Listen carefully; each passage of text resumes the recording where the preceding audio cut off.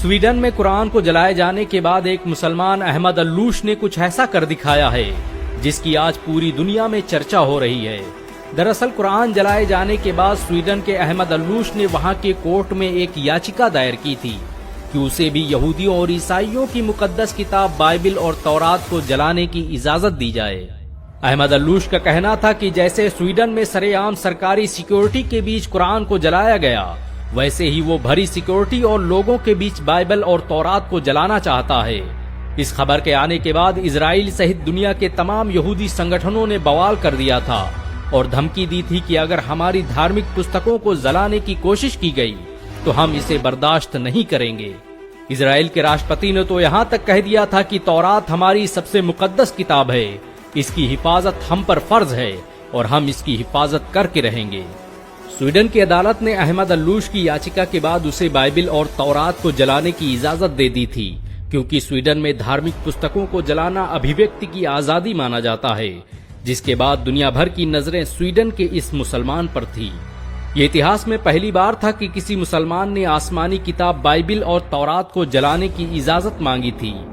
अहमद अल्लूश तयशुदा वक्त पर कल इजरायली दूतावास पहुंचे। उनके एक हाथ में लाइटर था तो दूसरे हाथ में बाइबिल और तौरात। चारों तरफ दुनिया के मीडिया संस्थान और लोग बाइबल को जलाने का मंजर देखने के लिए मौजूद थे। दुनिया भर की निगाहें अहमद अल्लूश के हाथ में मौजूद उस लाइटर पर टिकी थी। लेकिन लोग उस वक्त हैरान रह गए जब स्वीडन के इस 32 साला नौजवान ने लाइटर जमीन पर फेंक दिया और लोगों को मुखातिब होकर कहने लगा कि मैं बाइबल और तौरात को जलाने की सोच भी नहीं सकता। मैं तो बस कुरान जलाने के मामले पर यूरोप, अमेरिका सहित दुनिया के दोगलेपन को बेनकाब करना चाहता था। ये मेरे प्रदर्शन का तरीका था। मैं चाहता था कि लोग आएं और मेरी बात सुनें और एक मुसलमान के दर्द को महसूस करें। जिस तरह से यहूदियों और ईसाइयों को उनकी मुकद्दस किताब को जलाने की बात सुनकर तकलीफ महसूस हुई, उससे लाख गुना ज्यादा हम मुसलमानों को तकलीफ होती है जब हमारी मुकद्दस किताब कुरान की बेहुरमती की जाती है।